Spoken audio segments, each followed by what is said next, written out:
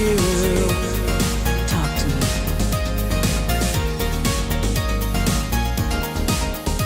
You talk to me like someone who's got time to let me see that everything you do is to be good to me. When others say they're waiting for me, they don't call me, you get up and run. I know that every minute, every hour, I got you, it's one-on-one, and that's why. Never been so serious, it's everything is right. Kiss me, I'll follow you out this door into the night. Never been so serious, but nothing could go wrong.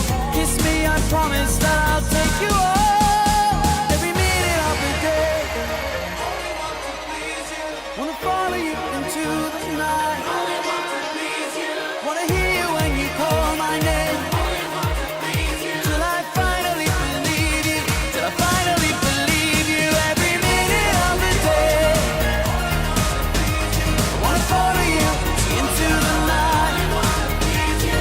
Wanna hear you when you call my name. Only want to please you. Till I finally believe you. Till I finally believe you. Every minute of the day, wanna follow you into the night. Wanna hear you when you call my name. Till I finally believe you. I only want to please you. I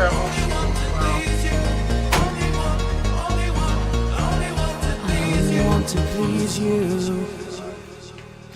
But it's up to you. Should be fine.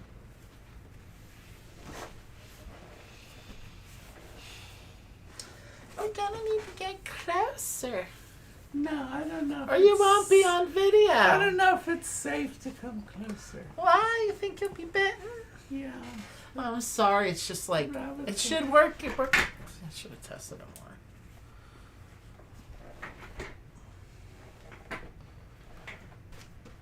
I'm fine though. Here, I'll wrap myself in my beautiful rainbow foil. Oh, my precious rainbow foil. Talk to me.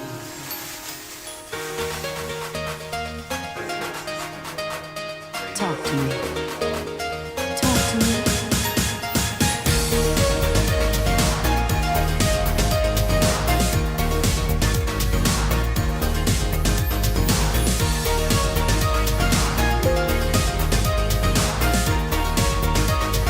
Talk to me.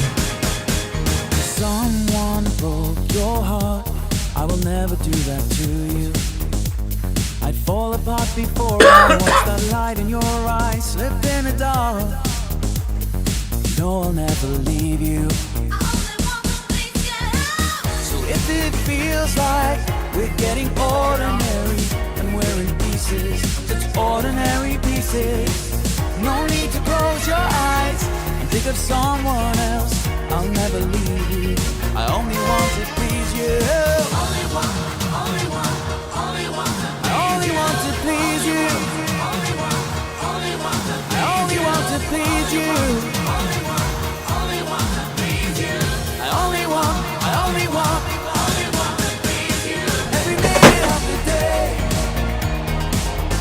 I wanna follow you into the night. I wanna hear you when you call my name.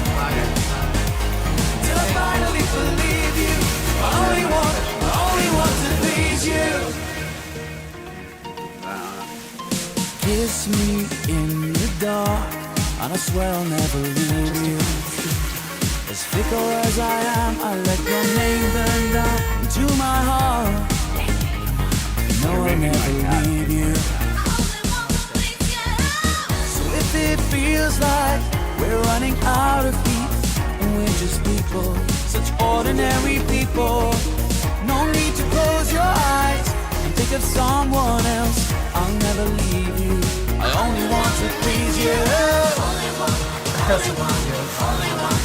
only want to please you. I only want to please you. I only want every minute of the day. See, you're taking up the whole camera. The spotlight. What was was that about sharing the He spotlight, doesn't baby? like to share the spotlight. Happy Pride! Sorry there's so many glitchy stuff with the holding screen. I was trying to figure out how this will not be as laggy this time. It says excellent connection. Oh, good. We're on a different laptop. This is Rich's laptop. So this is actually our down-facing webcam is a front-facing webcam. And now you see why I wanted to upgrade. Yeah, it's kind of... So the last week has been kind of crazy because my laptop, I wouldn't say died, but I was trying to update my OS and I was having issues wiping the hard drive and then it wouldn't turn on. And then we've been trying to get all this new tech and I've been doing a lot of troubleshooting on stuff and it's just been very frustrating. So I'm on Rich's old laptop right now and it's working. The side of the screen flashes occasionally because the display is a little jacked, but it works for now. And it has more storage space than my laptop had, which just made editing like a nightmare. So new stuff coming. That is not the special announcement, by the way. But today is our yearly Pride Extravaganza. We do one of these every year. Yeah. Yeah, because our anniversary, our couple anniversary, is in early July. So it's right after Pride ends. And the channel started in June. So we kind of like... So in between the channel anniversary and our anniversary, we like to do a Pride-iversary, so to speak. That's right. So if you want to see a really funny video, you can go see our original one. But speaking of original videos, today we did want to do a little bit of a retrospective on the channel, how far the channel has come, and to do a little thank you to all of you guys. We are actually going to do a Tabletop Tag Redux. So our first ever video was a Tabletop Tag Challenge video. Mm-hmm. And we're going to react to said video. We're going to do a reaction video today. Oh, wow. So that'll be fun. I can't wait. And then we also have a special announcement, which, should we do that now or at the end? At the end. We want to do it at the end. We'll make you wait till the end. You have to wait for the whole reaction video. And we'll probably have, there will be a separate video more explicating on the special announcement. But yes, we'll do it at the end. So, it's time. And let us know how the video quality, I mean, other than, you know, the video quality is a little crappy. My old laptop's webcam was better. No. Oh, no. This is so noisy, you're going to have to take that off. You're gonna have to take not that my off. precious rainbow foil. Oh my god. This video is so fucking funny. I hope you guys like all the shorts we've been doing. Yeah, I'm not going to be able to hear anything. There, now, this fucking foil. see how much better it is now. This is from our original Pride-iversary video, actually, by the way. I feel like maybe we should be doing a reaction video to the Pride-iversary video. Maybe. But we could do a little clip of it later. Okay, there. When you're sitting in this chair, it just kind of slowly, and then all of a sudden I notice I'm much shorter than you, which is in reality not the case. I mean, is it? Is it not the case that you were shorter than me? No. No, he's taller. He's 6 foot. He's at least like There like we 4 or 5 inches taller than me. My little corn, But my unicorn dragon abomination that nature never intended. I have to get a little. Here, yeah, you can share the garland. There you go. There you nice. go. Oh, also, well, we'll talk about the announcements at the end. I'm sure you want to get into the reaction video. Maybe. Or you're like, what is even going on with these two? Oh, it's a mess. They're always wondering that. Like, they love the mess. They're here for the mess, I think. So, we like to deliver. Okay? We're good at that. So, we are going to, the way that we're going to do this, I think, I have a little screen share. That's the wrong screen. That's the right screen. Oh my god. That is the right screen. Hopefully you guys can still hear us. And then I'm putting the desktop audio on too. Hopefully that all, you guys will hear that. And then we will watch. Does it have the music too? The old... Hi, I'm Andy. I'm Rich. And welcome to Get Gaming, the channel by two gamers with a Y. For gamers with or without a Y. That's exactly right. We have a very special video for you. We're going to do a little board game tag. A lot of other content creators have been putting out these board game tags, and it was started by the lovely Jenna Rose from the Board Game. Okay, so I hope. Let me know if you guys can't hear that. Actually, can you get your earbuds out? Yeah. Are they in that? So we could listen to it because they just have the desktop audio. I'm hoping they can hear it. I hope this will work. Okay. Never done this before. We're always trying new things on this channel. Should be in here, I guess. Just so we can listen to, so we can react on one time because we can't hear it. Weren't they It's in a little box. Oh, is it in this box? No. Is it in this box? No. It's in a little box. Oh, maybe these. Yes. And you can't even see the light. There's so much light correction on the camera, you can't even focus on something like this. So if you see glare, this is the reason. This is why I want a new camera. But yeah.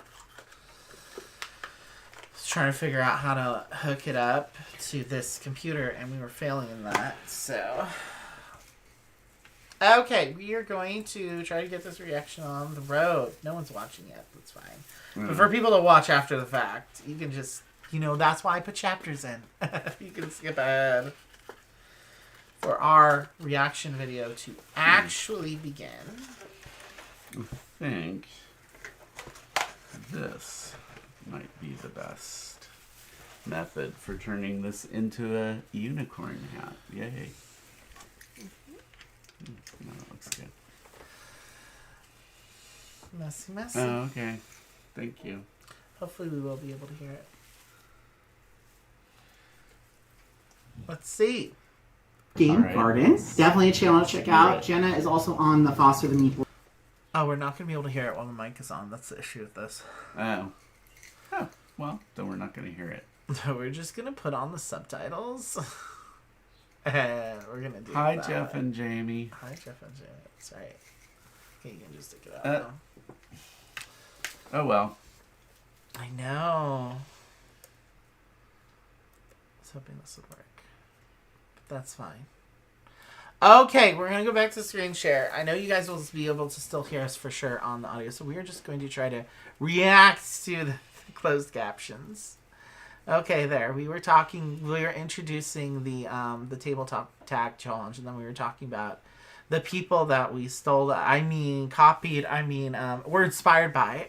Discord is a wonderful community that you should also check out. I'll link it in the description. And so she had a series of questions to kind of get to know her a little bit better, her board gaming tastes, and it's just kind of a general... So do we want to reflect upon this your hair video? was blonde back then, too. That's why I decided to go back to blonde. Did you think about that when... Yes. Oh, okay. It's a callback. It's a callback, guys. So don't expect it to be blonde forever. We both look skinny there compared to I know. We're so fat now. We always wait. See, if we could just get back to this way, that would be good. Nice. And Stacy's still here. She lives in the living room. Because you can't really see her. If I put her on the wall here, she'd be too high, so. Well, okay, so when we first were doing it, weren't we facing, into the kitchen? And we that were. Was that? Yeah, it was totally, we have a different wall behind us now. But I always loved, he had the calendar there. You always had, the really interesting calendars up there. Oh, yeah. That's right. I kind of miss the calendars, but... Do you? A little bit. I don't miss this bright white wall. I don't miss the bright white and wall. And the big shadows. Yeah, it looks a little amateurish. My skin looks... Q&A. Well, we're going to do the questions almost exactly like how she did them, but I'm going to throw in kind of a bonus extra one at the end. Let's get started with our board game tag. Yay! Oh my god, so then we finally got into tag, you're it. Not it. Question number one. God, name. So don't you guys think? Are you I think I should shave my beard. You should. Because then I would look more like I did then. I should go do it right now. You should go do it right now? No. Probably not. I don't know if you guys are seeing us in the little window or not, but we're just gonna keep going. But we're here. We're here. We're here. We're queer. That's right. Name, age, and location. My name is Rich. And I'm Andy. We said. And this is our glorious Guess my age. No. Well, I'm 34. And I am 62. He's such a delightful priest. That's why, yes. Where we come to, the We're lovely coming people to from. you from Z-Town in the Cho. So Z-Town is an affectionate nickname for my apartment complex, and the Cho is, nobody calls it the Cho. Okay, it's Rancho Cordova in California. Still live in Rancho Cordova, by the way. We're just outside of Sacramento, the lovely capital of California. Rancho's technically its own state. All right, just tell us if you like the Cho or not. Name, age, location. Margaret Cho, maybe. Question number Still in 2. the same place. Yeah, question number 2. Favorite childhood board game? So the board games that we played a lot when I was a kid was Monopoly, which we played far too much. I hate Monopoly. So for me, it's definitely Sorry. Sorry all the way, because that was a game that my sister would play during those slumber parties I would crash. I'll get their little brother out of here. I'm like, can I play Sorry with you girls? I just want to be part of the slumber party. I had an older sister too, but she always was really good about including me and stuff. You guys are really close. Yeah. You know, my sister was a middle child, and I was the youngest. Different dynamic when you're three kids, as opposed to just 2. You had 2 sisters, and so they had a sister. Whereas my sister didn't have a sister. This is true. Oh, I thought you were saying I was the other sister. Maybe. Down with the gender binary. I heard that. And also, they can hear that, so you're just like talking over the audio of the video. And I thought that might be a little much for people's delicate ears. Well, We'll have to listen back to it and see how this went. But my apologies to all of those people out there with delicate ears. Okay, so question number 2. This is something that's very important. Has your question answer to question number 2 changed? I don't remember what I said. What did I say? You said that your favorite childhood game was Monopoly. We played Monopoly probably the most, but then I was thinking about it. No, my favorite childhood game was Stock Market, which I've not tried to see if it's available. But I liked you would do this little thing where it was basically a roll and move. And then you could get different stocks. But what was fun is you would go into these stockholder meetings, and then you would increase your dividends and stuff. Yeah, I think I had it when I was a kid. I remember really? people playing it. I never played it because it looked too mathy. Oh. So, And you're the mathy one. well, I of was the bad. two I of was us. bad at math in elementary school. So, yeah. So my answer has changed. I'm not going to say sorry anymore because I realize that the real answer is and will always be Clue. We didn't really play Clue more than like a couple times because I know we didn't Really? have it. Yeah, and I think one time when we That was played my favorite. it, Anytime we had like the a rainy friend. day recess, that was the game that I would I play. still love Clue. I would. It's a great game. Yeah, it is. So before we got into the hobby, we said we were into board games. Like board games has been a part of our identity since we met. Like Oh, sure. it has been because we Scrabble, naked Scrabble. Has Jack heard this story? Should we tell the story? You want to tell about the first date? Well, we met on Adam for Adam. Sleaze bags. You know, Oh, you my were God. sleazy. Your profile pic was just you in front of your big bookcase of shelves, like floor to ceiling shelves of books, and you were in front of it wearing nothing, and I thought, that's hot. He has a lot of books. I think my first message to you was like, wow, that's a lot of books you have there. Yeah. Yes, I do. I still have a huge library He of does. books, but He I does. don't even. You think read I'm that the one much with the anymore. problem? It is kind of like a. We both have problems. It's a They're little just minor variations of wording. the same problem, yeah. Yeah. The The shelf. only thing is that the books usually aren't as expensive as the games. True. Mostly. You do have more of them.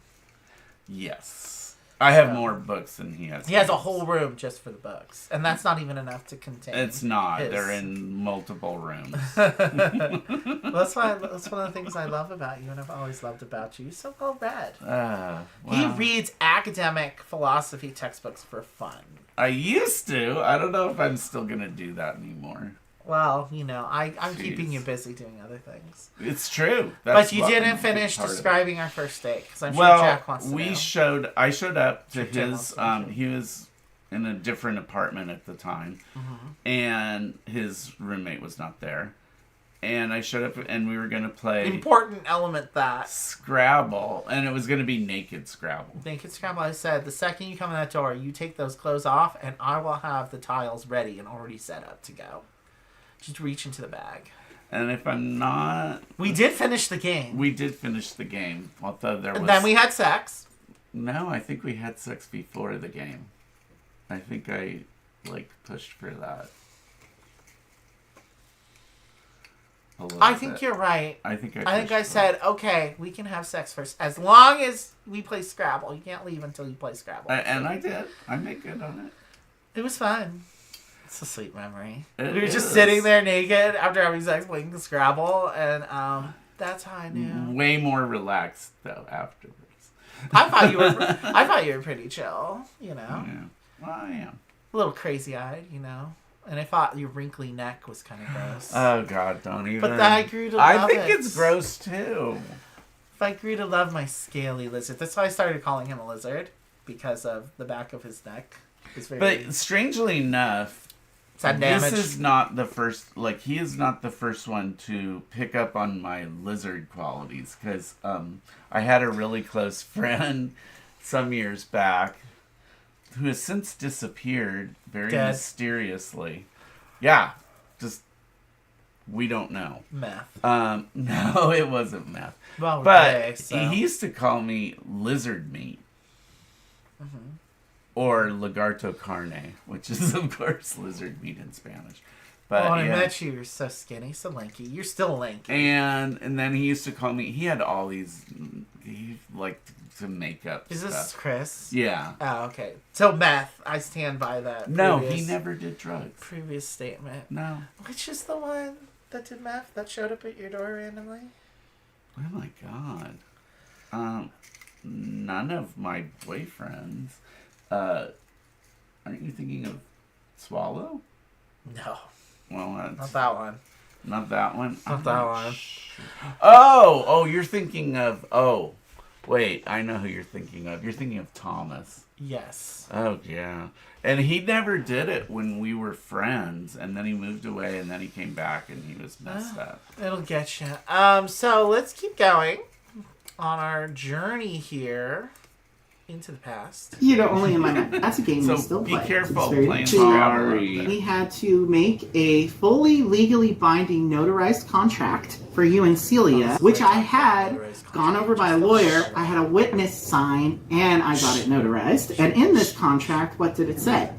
I'm not allowed to threaten Celia with... I, Rich, hereby do swear I will not make karmic threats when playing the game of Sorry. And Celia promised that she would not go out of her way to you. She kind of liked to. Well, as is her right, but just not in the game of Sorry anymore, because I still have that contract in a safe box, and it is legally binding. Question. Okay, so have you kept your promise? They haven't played Sorry since this video was posted, by the way, so I guess he has. But we played other games. It's about the contract that I made you and Celia sign. Oh, God. Well, it works. Shocked that it's funny because I really love Celia, and she's probably our closest friend, and at the time, she seems totally different when she's playing games now. But she admitted that, it was the culture of her family when she was growing up. They were, insanely competitive. The need to win, Well, not the need, but just, she was always drive. The drive, yeah. The drive to win. Which can both intimidate and also kind of turn me off. More so you. I didn't really care. I was just like, I don't. Okay, props to you. I like cool players. Now, his niece, who we played with last night, she is such a cool cookie. And she wins. She wins every time we play with her because she's so darn. Well, you're right. A couple times Logan wins. But she isn't. She no. You beat her that time at Juicy Fruits. Oh, I know, and she didn't like it that well. She was a little put out, but not like accessible. But it was kind of cute, funny, and but she's like. She doesn't really give me that overwhelming feeling of like, gotta win. And at the time, that was just kind of how I was experiencing. He's a sensitive boy, you see. I know. Yeah, I know. And I had to mediate with a legally binding contract. So, let's go back to, what was question number 3? Question number 3. When did you really get into the board game hobby? Are we part of the hobby yet? Are we gamers yet? I hope so. Well, you know, my piano teacher, Heidi, always said, hope is not a plan. I mean, I guess depends what you mean by really getting into the hobby. I think this gets into a little bit of a gatekeepy kind of thing for me. I felt like once I was at the point where I had a collection of 100 board games, I would start a YouTube channel, and I would consider myself officially like a legit gamer. Have you counted them? Yes, I have counted them. That's what the collection on Board Game Geek is for. It has passed 100. Okay, good. We're a little over 100. I think it's like 108 or something.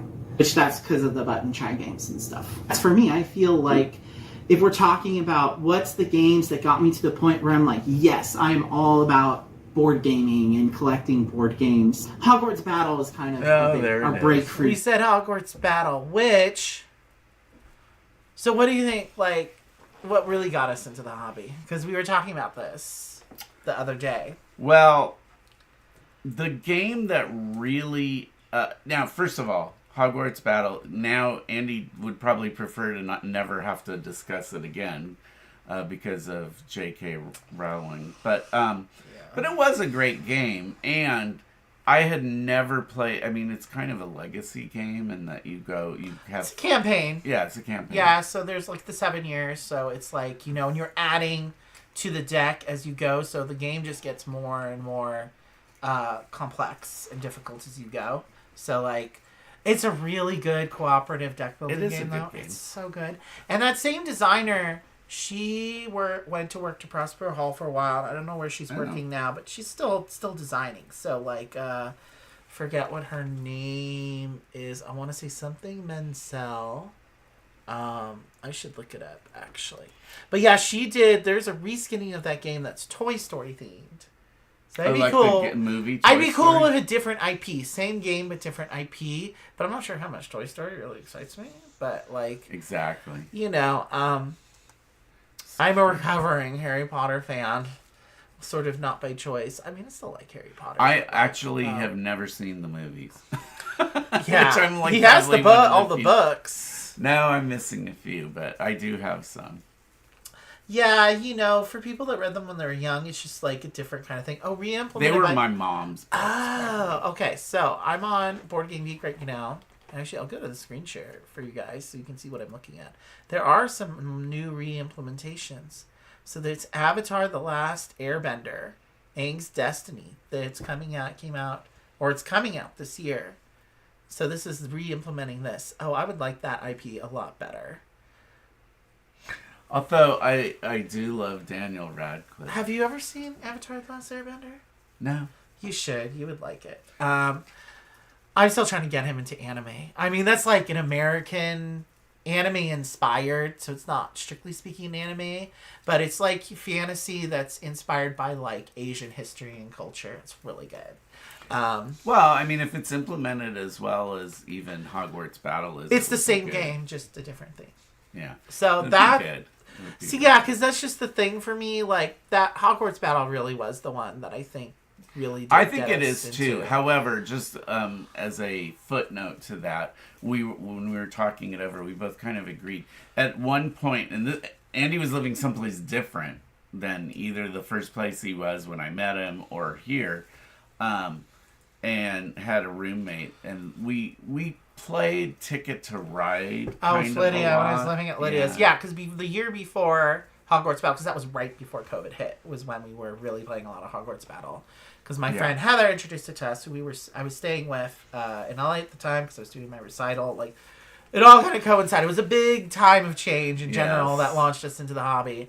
And yeah, I'd been living at my friend's Lydia for the year before that, and her favorite game was Ticket to Ride. Anytime she had a party, Ticket to Ride came out, which is still a good game. I played it on VGA here and there. It's a game that I'm more than happy to play, but... It seems a little more family-oriented or something. You know what I don't like about that game? It's just you're waiting around for... You're digging for those cards. You're digging for the right cards. That's too rare or something. So that's why Rap Gods was compared to Ticket to Ride, because it's the same element of you're really trying to dig for the cards. That's what that whole, like, discard 3 thing is about. I guess. To get the juicier cards. I don't remember that. So, like, some games are like that. Like, that's the mechanic. It's digging. You're digging for the cards. Like, Ticket to Ride. There's no actual digging, though. But it's like the hand management element is like, okay, do I spend all these cards out of my hand right now? If I time it right, it will work out. But then I'm going to have to spend all this time rebuilding up my hand to then do another route. So that game is really about doing strategic small cuts and really timing the really good big one. You know what I mean? But also the route building. I think I should too. I mean, it's easy to understand. I still think it's a solid family weight game. Is it a game that we, that was one of the first I don't know. games We I could bought. play it again, but you don't even have it, do you? I'm not sure if I sold my copy or not. We literally played my copy all once. Yeah, so he's it's not gotten rid of it. Like, I don't know. I probably wouldn't have gotten rid of it, but space is an issue, and I don't know that we would play it all that often, but it's like a lot of games. You kind of, like, once in a while you get a yen for something. If sometime in the future I was turning this into a true library, that is a game I probably would want to have in any gaming library. Yeah. If you're trying to cover all your bases and all, and I'm potential sure audiences. There are people that just absolutely love that game. Oh yeah. And then there's people do all the different maps. There's like the Nordic one and the Japanese one, and so I mean, there's like the little London one and the little and the map. one. I mean, I love games that have a map like that. That was fun. We're not hating on Ticket to Ride, but we played a lot of it. Yeah, we so did. that's all we're saying. Okay, what was the next? But I think in that sense, that's what got us into the hobby, is because we just were in the habit of playing games a lot. I do agree with you. So thank you, Lydia, for that. First game you purchased. Do you still own that game? Now, it's not specific about this, but I'm going to say first game you purchased as an adult. I don't know. Honestly. What's the first one you can remember? When did you buy that Jack and Andy game? I still don't. I have my God, no there's Jack and recollection Andy. of getting this game, speaking of games for gay men. Yes, it's not a game I would suggest a straight girl to play, because it's one of those sexy games for couples, but it's not just for couples. You can play it up to 4. Well, let's just say that if you play this game as... If you do those cards in the second half of the game as directed, not it might for you, involve Tim. some anatomical equipment. I don't know. Is anybody in the chat? Yeah, who's there? No one's in the chat. Holla. That's fine. I don't know why this is going like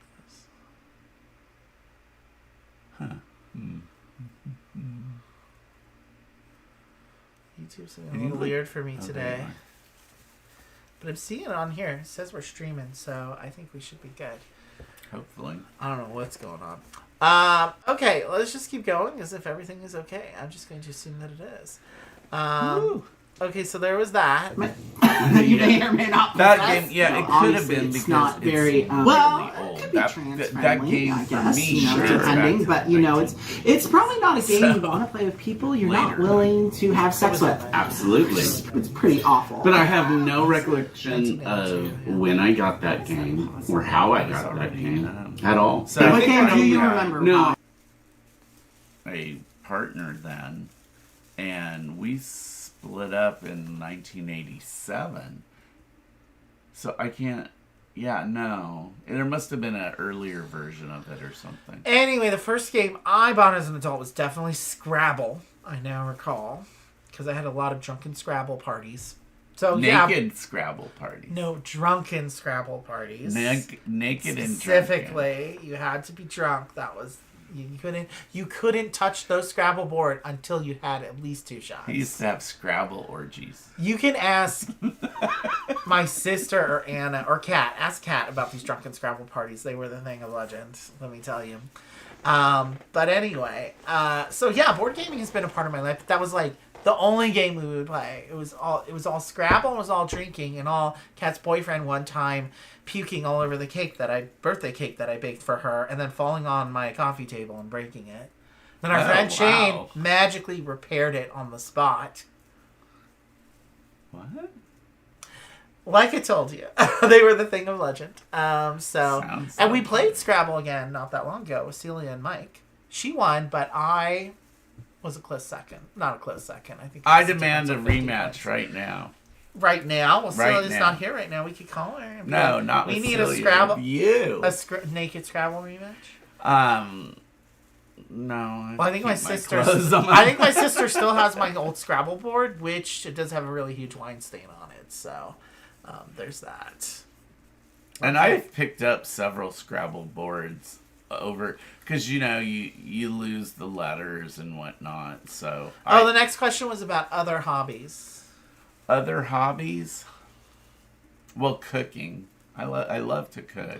I think that's what we said. Most of my plants right now are still alive. My petunias are going strong. I have a western exposure on my patio, so sometimes the more delicate plants don't always make it through the summer. My aloe's getting big. I'm technically still alive. I'm looking at the snake plant right now. Here, I should go get the snake plant. I went to go grab it though. Look, he doesn't have a name. Let's call him Snaky. He's such a good boy. He's a little singed around the edges because I had to take him off the patio because again, it is way too hot. Really dry. Is this supposed to be? I'm not bothering him. I have a brown thumb, so the gardening is entirely. But we agreed that your hobby, as we established before, is reading. I mean, he's written 2 whole books too, actually. So writing never were published. Sure. Okay, so just so in case people are wanting them. You still wrote a book. It doesn't matter whether it's published or not. That's true. I did write 2 of them. Yeah. I like the first one. That one was good. It was like a little philosophical treatise. Yeah. And the other one has some unsavory bits about me, so we don't want to talk about that one. Okay, what was the next question here? Breakthrough game. Okay, let's see what we said. What was your breakthrough game? I feel like it's the same question as the earlier one. Isn't it different though? Because the breakthrough. Well, we said our breakthrough game was Hogwarts Battle. Okay, so I do think that question was a little redundant, the breakthrough game thing. Because isn't that the same as how you really got into the hobby? The game that got you in the hobby? Well, What'd you say? Okay, so if I was to pick one game from our collection that I think super stimulated us was Juicy Fruits, because when we got that, and we got to where we would be playing certain games quite a bit. Mm-hmm. And I know I absolutely went crazy for that one. For a long time, that was our go-to game. I think Spirit Island was my breakthrough game in a lot of different ways, because after Hogwarts Battle, I basically took I think it was on Polygon's, top 10 cooperative games list, and I just went through and was trying to get every single game off of that list, which I think we got most of them, other than Aeon's End, I think is the only cooperative game on that list we never got onto. But yeah, Spirit Island was my first heavy game that I ever learned. It's the game that led me to try to find out how to play video, because it was so overwhelming to me. That really was a great And that's how I discovered Before You Play. That's how I got into watching board game content online. Spirit Island, I think, is the game that really got me into the hobby, I would say.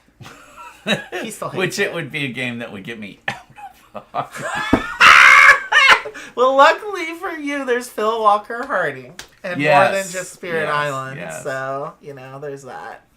I don't know. It's going to be funny if I replay it and ever learn to love Spirit Island. That'll be... That will be we'll funny. Have to have a ticker tape parade or something. You're going to have to eat those words. Okay, and then theme that always draws you in. Always draws you in.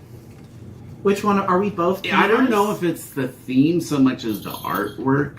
I look for a particular kind of artwork, and then you look on the back of the box and Well, you were saying you just want games that aren't like generic fantasy or generic spice trading or whatever. You said because that's what you said you liked about Smartphone Inc. You said it was a modern, fresh theme that takes place in the modern world. A theme that always draws me in. We haven't played that. I mean, I like a diversity of themes. Like, I like a game that has a very unique theme. What was the question, though? What is your favorite? A theme that always draws you in.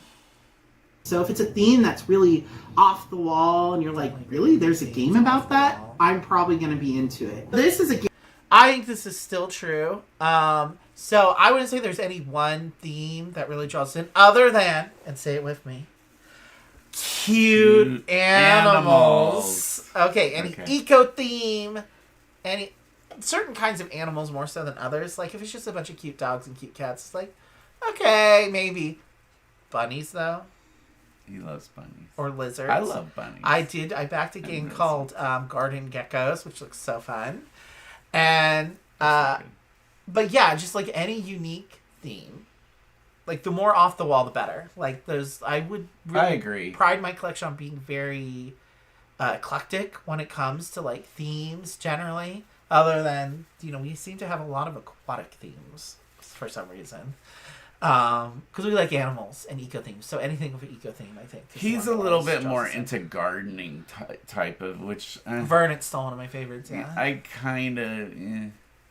I mean, as a theme... Actually, that's an interesting game, and I do like playing it, but in general, it's not the theme, it's just kind of the mechanics. Okay, so would you say there is a specific theme that draws you in? I'm trying to think if there was one in particular that, not really, no. I mean... I think cute animals still, because First Rat, you love First Rat. Yeah. They're going to the cheese moon. Those little rats are building their little rocket ship.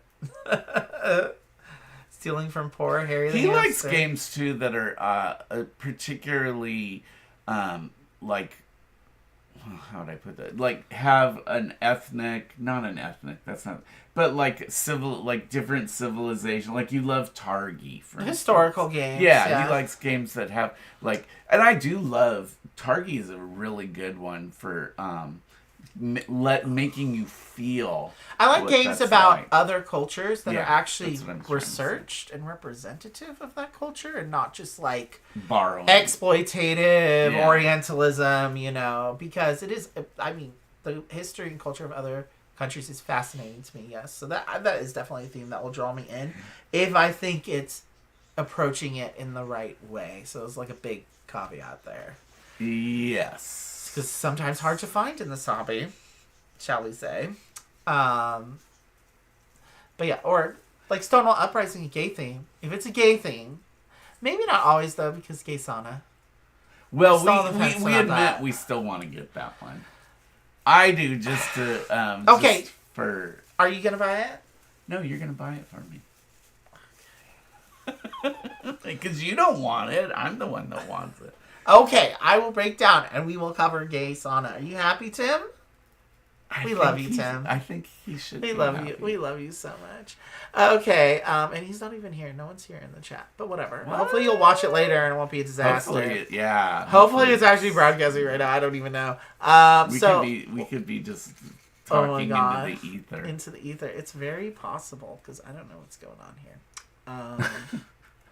Oh my god! I don't now you see what's jacked up about this display. That's really jacked up. It doesn't do it all the time, just occasionally. Well, it's minor though. It's Thank in God. Excellent condition. Oh no, we're there. Okay, cool. I just had to refresh the page. Okay, so that was a theme that always draws you in. Let's just go along here. A favorite mechanic. So let's see what favorite mechanism. So this is one Rich is really struggling with. Oh, I just always forget the names of the mechanisms, that's all. Well, for me, I think my favorite mechanism by far is tile placement. If there is any tile placement in a game, I'm there. I mean, maybe worker placement. is close second. I really like Feast for Odin, Iki, Castle Perfect isn't worker placement. That's more like dice worker placement. And of course, your favorite, Praetor, the dice worker These are placement. all some of his favorites. Worker management. Good. What makes the game interesting is not just the mechanism, but like how the mechanisms work together. Right, because especially now, a lot of these games aren't just one mechanism or the other. Now, people are really looking for something that has a unique synergy of mechanisms that all kind of work together, like you're saying. I did like that Smartphone Inc. for that as a number of different ones. Right, because there's that whole card overlapping thing that's kind of cafe-ish. That's where you're great. programming your entire round, basically, the actions you're going to be able to. So I want to address the elephant in the room. This was at a time when I still didn't let Rich talk enough. And we had a lot of arguments about it. And discussions, collegiate, because you ain't colleagues, collegial discussions. You don't feel like you got bitched out, did you? It was necessary medicine. Let's put it that way. It's much better now. Yeah, I think you're better.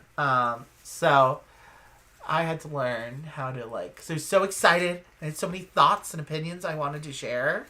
And I still struggle with it, just in general, because I'm one of those people, I need to finish my thought. And, I only interrupt because I'm like, oh, no, I'm going to forget it. If I don't say it now, I'm going to forget that thought that I had, so. Yes, he doesn't like my interjections too much, but especially when he is explaining a game, because I have a tendency to want to chime in with various things, and sometimes they are helpful. I know. Because I do forget things, so. But do you think I did a good job with First Rat last night? And part of it is I just kind of tune out.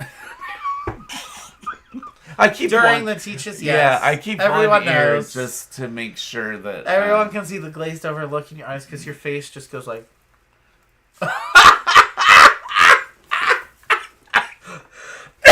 Don't make me laugh too hard. I'm still coughing. You still have the cough, huh? Yes, you gave me your disease, baby. Mm. Okay, what was the next question? We don't need to hear what those. You don't want to hear about more mechanisms? Okay, let's see what else. And then there's also some area majority control going on in that game as well. And there's the cube pushing, and there's a big economic element to the game, single phases, and what you're supposed to be doing, which is really nice. Number 10, newest game in your collection. Have you played it? Okay. So, the newest game that we bought is Wild Space. Which we however, have not played because I haven't. Oh, you still have more you want to say about mechanisms? I want to do. I would like to do that as a video. Just go over, we'll take games right out of our shelves there and go over, because I'm sure there's a lot of people. I'm not the only one. I don't know. I don't know why I get confused about the different mechanisms. I do like that's not a bad idea. I mean, I assume that everyone watching this channel is already kind of into the hobby, but that might not be the case. So that's not a bad idea. Like me, I don't know why I can't. I don't know. He needs a mechanisms 101. Oh, I do. It's helpful. I remember when I first started in the hobby, it took me forever to be like, what is this trick taking everyone is talking about? What is it? People would say, oh, well, it's a trick taking game, and the way it works is you take the trick. I'm like, but what is the trick? How do you take it? How does it work? What is the mechanism? And I was Googling it and I couldn't figure it out for the longest time. Everyone was just saying, oh, well, you take the trick. But what does that mean? So that's the way I am. I totally get you. So we should do a video like that. Mechanisms 101. I think a lot of people would like that. Yeah, more educational content. Yeah. We definitely should do more of that. Just, more appeal. Sometimes, we get stuck in our own little club. But, most people are coming for our ridiculousness anyway, so we might as well try to educate some people while we're here. So, what was the next question? Oh, we were talking about the newest game in this collection. This is right after we bought Wild Space. Let's see what we had to say. Learned it yet. I sat down to try to learn it, but I don't know. I was just brain was no work. I actually did start reading the rule book yesterday, which is which is very odd for me. It is. I don't usually do it sometimes. You like to consult it. Be like, what is this game all about? But I usually am the one that teaches the games. Yeah. However, I also bought yesterday. I found What Do You Mean at the Goodwill. Miranda has it. It's right there. No, I know, but see, I bought it. Pictures. I'm thinking of giving it a hilarious. And I was like, you were like, oh, I just discovered this game, and I'm like, my roommate literally has it on top of the shelf. You know that now that I'm glad that it's still a fun little party game because I said before I do a lot of substitute teaching and in particular like special ed. Yeah, I think that would be in middle school age. There is like the safe for work version of What Do You Mean? So yeah, I think that would be a fun one to play.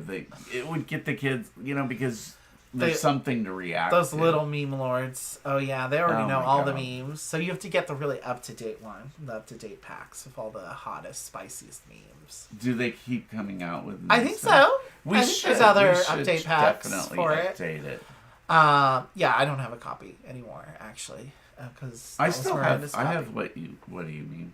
You have it. That's have what it is. Okay. Because it does not live here. Because obviously it's not a game you would play it to. You can play it. We played it with Celia and it's a party game. Different times. I still enjoy it better than cards because you get to be creative. Yeah. So.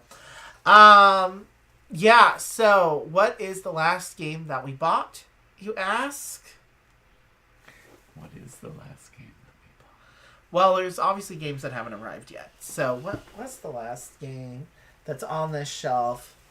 That we've gotten a bunch of prototypes lately, so it's a little hard these to... little games up there? No.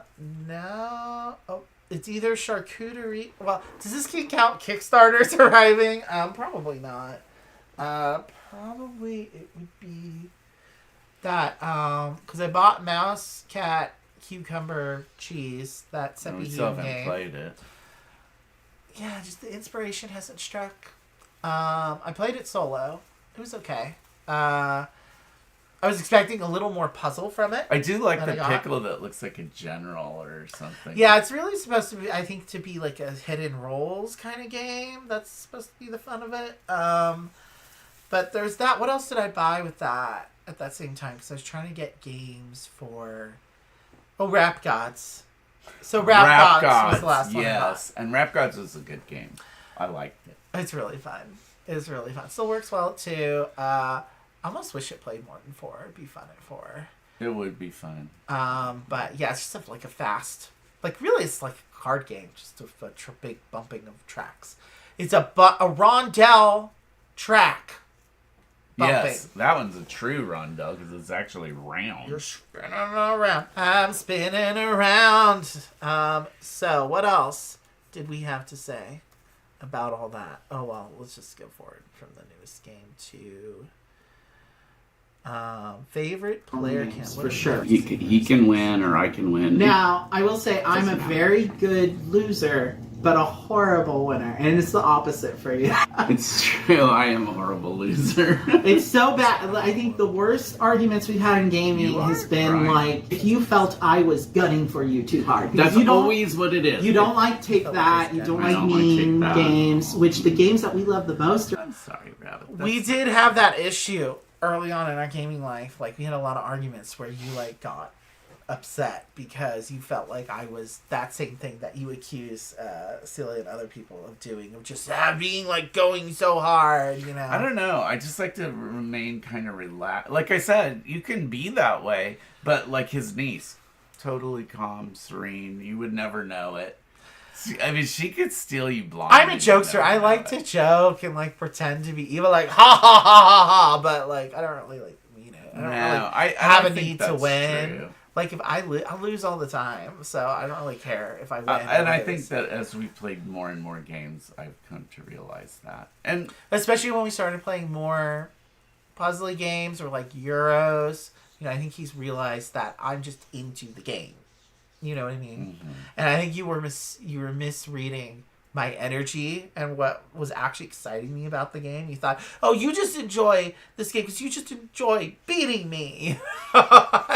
Which he does.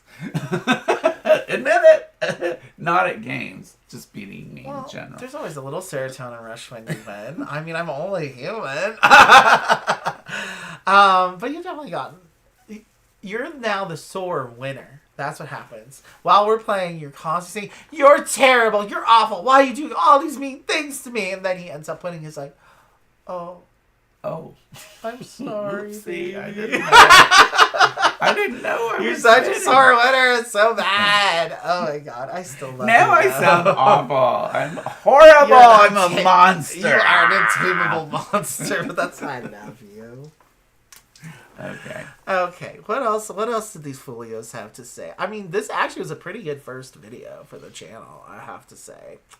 That is our first one? Yeah, this is our first one. Oh my God. It wasn't bad. I actually we had a lot of tech issues in some of the videos after this. This one actually came out pretty good.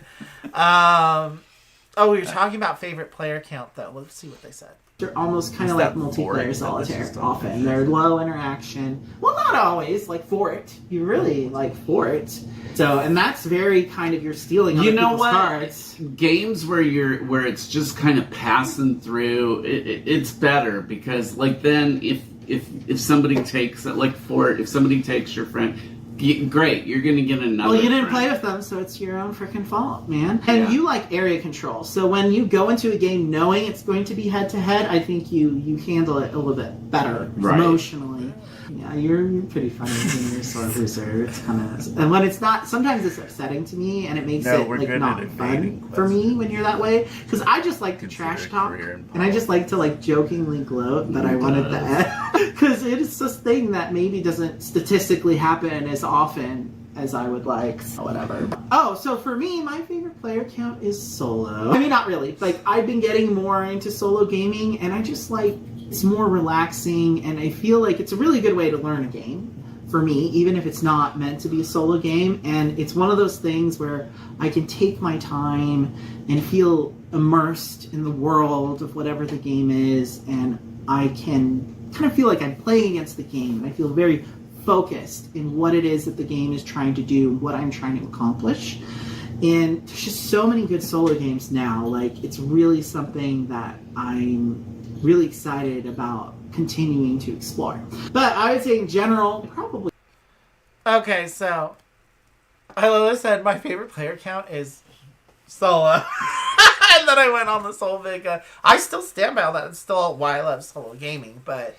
I don't know if I would say solo gaming is my absolute favorite player count. I love playing solo games, but it's not like if I only was able to play solo games for the rest of my life, I don't think I would be happy. Right. You know what I mean? Like, I do like that social element sometimes in games. Games are social. So, I think after this, actually, let's go back. I think I finished this thought and actually said that I did. Probably 4, because I feel it's more dynamic when you're playing like a competitive game. Mm-hmm. If it's a co-op game too, because I feel like certain games like Spirit Island, I would not want to play it more than Spirit Island probably, because it would take too long. And there's just some games that just don't scale well. But I feel generally with competitive games, I would want to play them at 4 because you feel more of that push and pull and like, oh, what is that person going to do? Is that going to mess up what I was kind of planning to do? And it kind of, as a gamer, feeling like I'm on my toes all the time, helps bring out that tension of the game for me. You still only like 2. You just don't like playing with Celia. No, I do. I do like playing with Celia very much. We love you, Celia. First of all, I've said that he says about me, it's not true. So he did not say, Jeff, that you look depressed in your tag video. I never did. You said that Jamie is a woodchuck. This is where we were doing. So began the great tradition of Foster the Meeple call-outs, because we're always calling them out. Only because, they are, I think, probably the single biggest influence for me as a content creator. So, I'm just trying to, give credit where credit is due.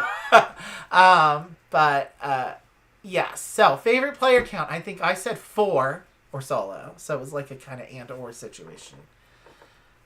You like 2 or 3? Well, so... But 4 was really fun last night. What a Anna and Logan. When you have other people that are it's like tennis. Like you need or like to have, Mike and Celia really like playing at 4. 4 is yeah, really good. I do like 4, but you gotta have 2 people that you enjoy playing with anyway. Right. So the way, sort of category of things for me still is I like solo gaming for when I want to focus on just the game. I like 2-player when it's like a really head-to-head or tug of war thing. That's really fun. If it's at 3, that's good for multiplayer solitaire, where I still want some interaction. But 4, if it's truly I want that competitive experience, I think 4 is the best. Because you have more of a balance. Because at 3, it can become like 2 against 1. You know what I mean? Games, I guess. So I feel like having that 4th person can be like the wild card to kind of balance everything out.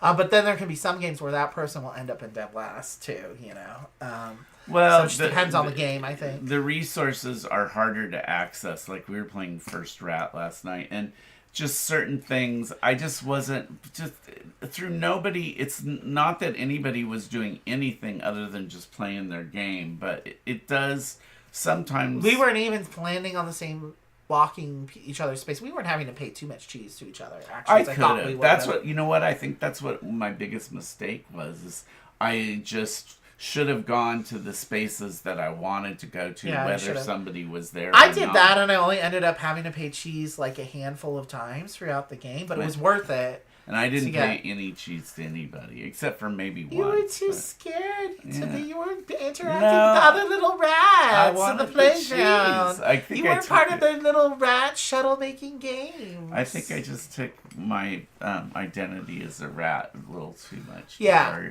So all that said, I think it really depends. But if you put a gun to my head, I probably would say 4.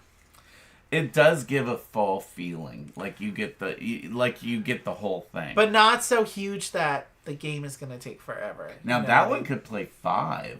We will have to try it at 5 sometime. So how do you feel about games we have played at 5 or 6? Well, I enjoyed that time we played Catan, and I haven't gotten to play it since then. I think one time we played You can't play it at 2. We played Downforce with more than 4, didn't we? That was at least 6, yeah. Yeah, and that was kind of fun. Yeah, so if it's like a race game or a negotiation game or like a lighter card game, I always think 5 and 6 is a really fun number. I kind of would like to get Downforce because I did enjoy the race element and the little cars. And my niece did steal Formula D from her mom. So I think that similar? Yeah, it's a race game. It's very similar to it's like one of the OG racing games. So now there's Heat, which everyone's all up on Heat now, and there's Downforce is the one that everyone was all up on for a couple of years. But Formula D, it's an older game. It's an older race game. Yeah, it's similar from my understanding. So we're gonna play that next time we go over to my niece's. So that'll be fun. So yeah, Playground. It just really depends. Like I really think you need in your collection you need to have games for like every player count because it's just really so dependent on the game, the situation, the group, like all player counts, baby. Except I guess we decided not 3. We don't like 3. No, I like 3. 3 is good for some games. It's usually pretty casual. Like when we played Castles of Burgundy at 3, I thought that was pretty good. Yeah. I liked it a little better than it 2, but only marginally. So I think Castle Burgundy still works fine it works 2. fine at 2. That one doesn't change so much. Yeah, not really. The nice thing about Castles of Burgundy at 3 is it doesn't take as long as at 4, and you get access to that wider market. So, Downforce is just depends. Like $39.95. Wait, what's that? Okay, we're pretty far along. Oh, we're getting to the spiciest part of the video too, and that what is your board game pet peeve? No insert. Oh, gosh. I'm looking at you, Uwe, or whoever publishes your games these days.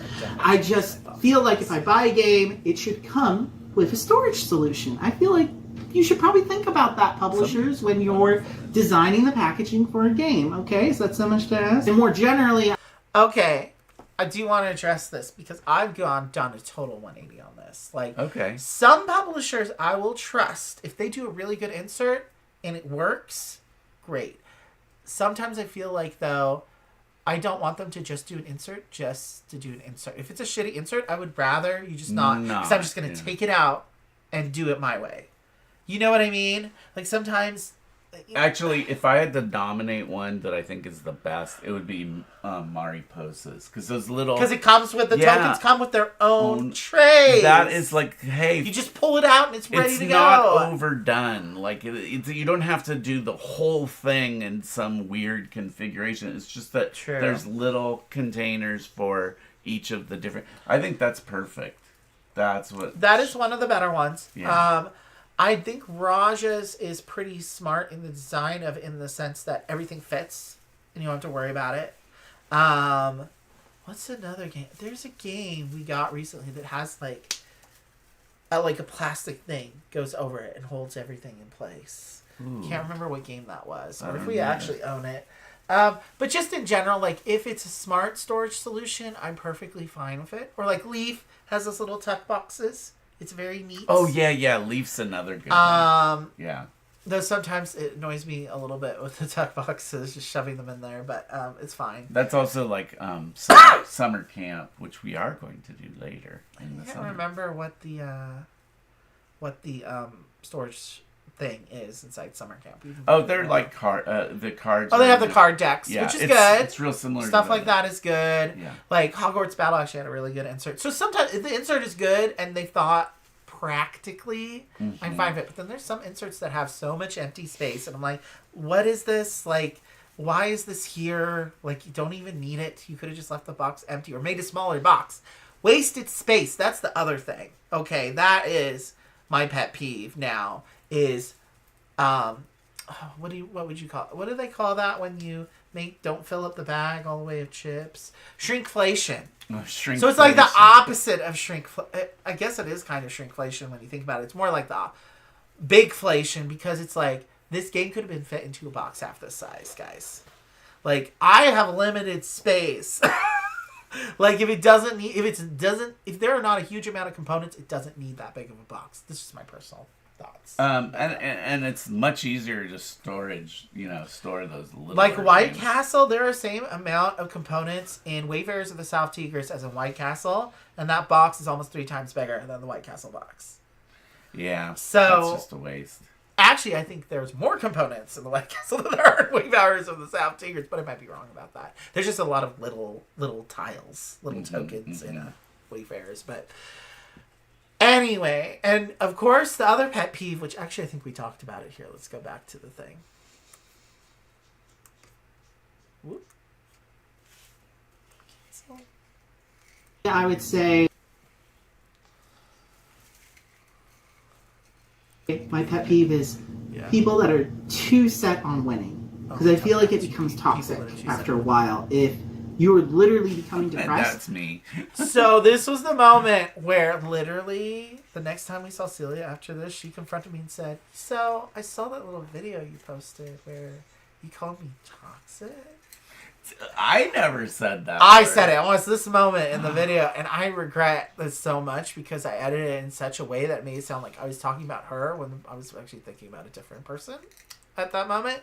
But we did have a conversation about it, which should be a warning to you guys. Don't when you're editing your videos, just try not to say anything too spicy about people. But also, it's like, this is fine. You're real. I mean, like you have so many conversations with friends, right? About like, oh, well, when we're gaming, when you do this, it kind of bugs me or not, or whatever. And like, I think early on we were just like jokingly trying to like trash talk, but like she's not there in the video, to like push back. So it just wasn't fair. So again, I apologize for that. Celia, who's not going to watch this video, but it's just like, it's like, even if we are feeling a certain way about it, it's just, you got to be really careful calling people out on any social media, and it wasn't really warranted in that I don't case. even think you meant to. No, yeah, and that's the thing. It's just the way I edited it. I made it kind of sound worse than what it did, and we all say thoughtless things too. So and also I wasn't referring to her in that moment.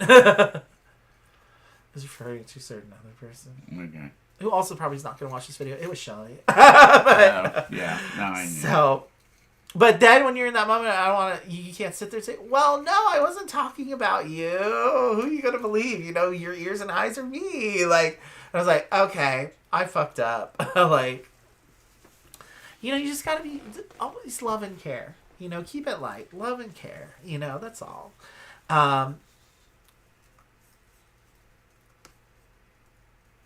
Because you lost a game, you need to go to therapy. It can be funny. Sometimes you can just, like you. No, but sometimes you can see it on the people's face that lose, and you can just. It might be a facial tick or something. They might be great on a commercial for tardive dyskinesia or whatever. We're not talking about anyone specific, obviously. No, not at all. Not at all. Not at all. We love. Celia! You keep saying I can look at Celia all day. And people get upset when they lose, and that's smile. okay. She does have a beautiful smile.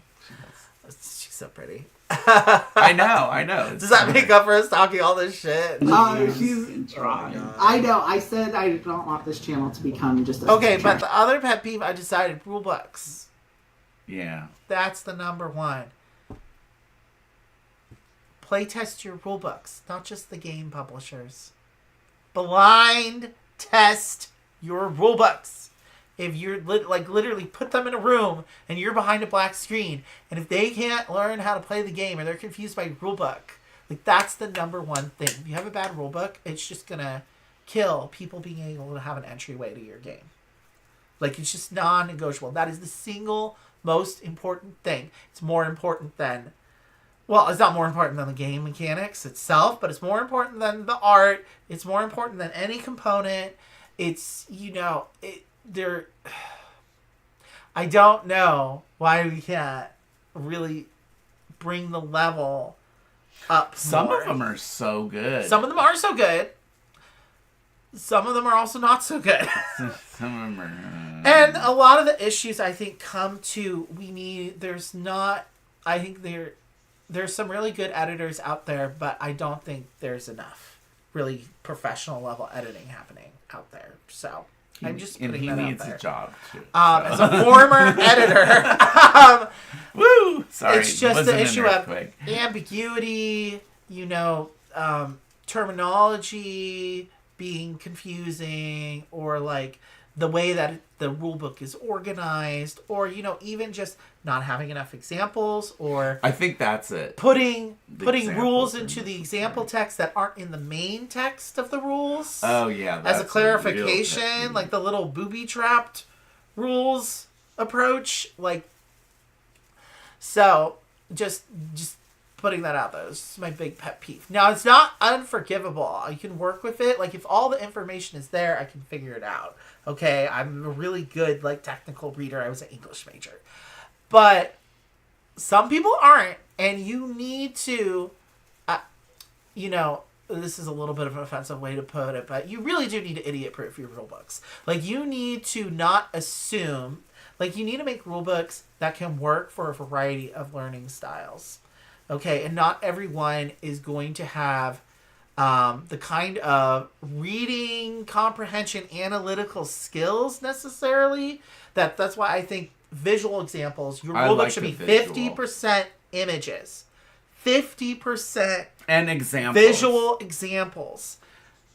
And then full stop. A lot of times, and when they're doing that examples, they'll teach you something that you would need to know anyway, as far as this player thought this, but there's some rule or whatever. Yeah, and I'm talking more about, obviously professionally published, right. But, even if it's self-published and you want the game to get out there and be received well, you should definitely, the rule book should be the number one place that you invest a lot. I think you should invest more care into it even than the art. That's how important I think a good rule book is. So pay your editors and pay a living wage so you can get true professionals.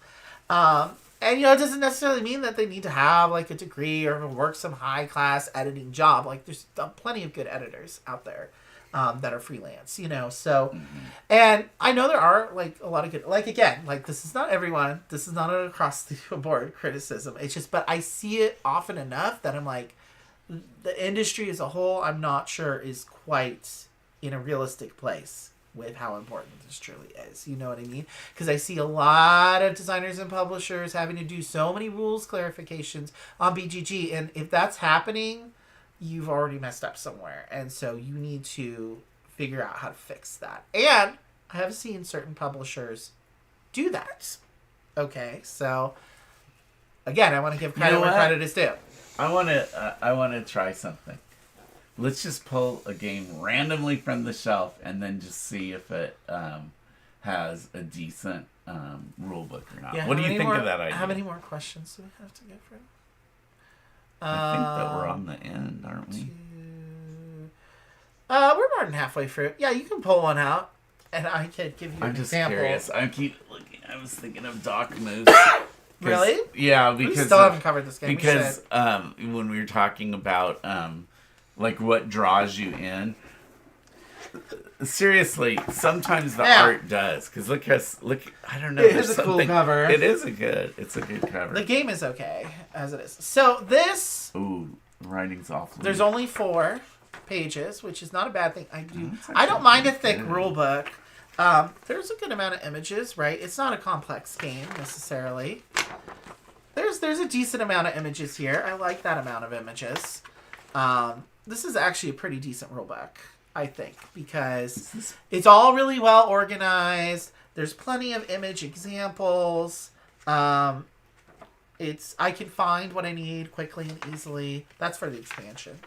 Oh, let me look at it and see what I think.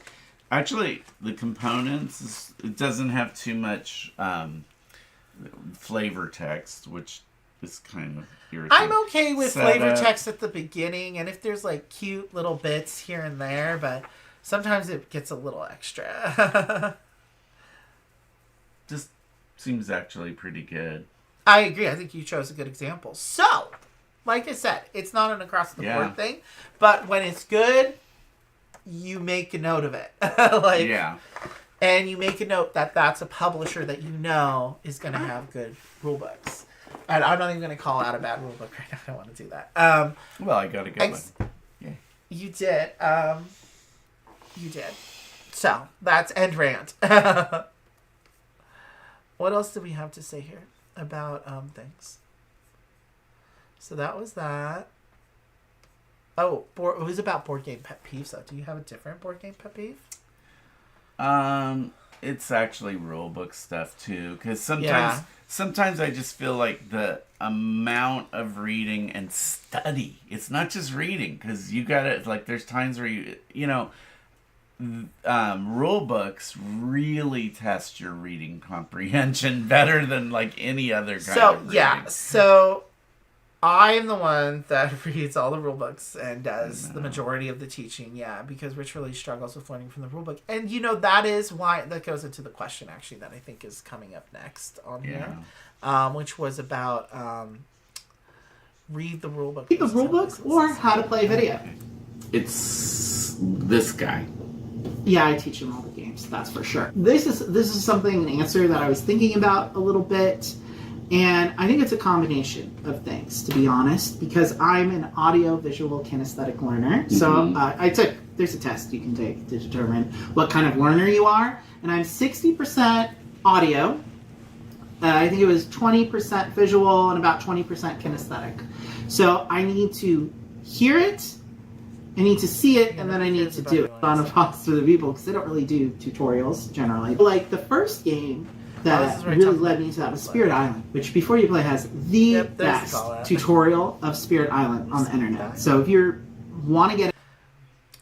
No joke though, that Spirit Island video of theirs is excellent. If you are interested at all in Spirit Island and you're struggling to learn that game, go watch their video, because that's how I learned that game.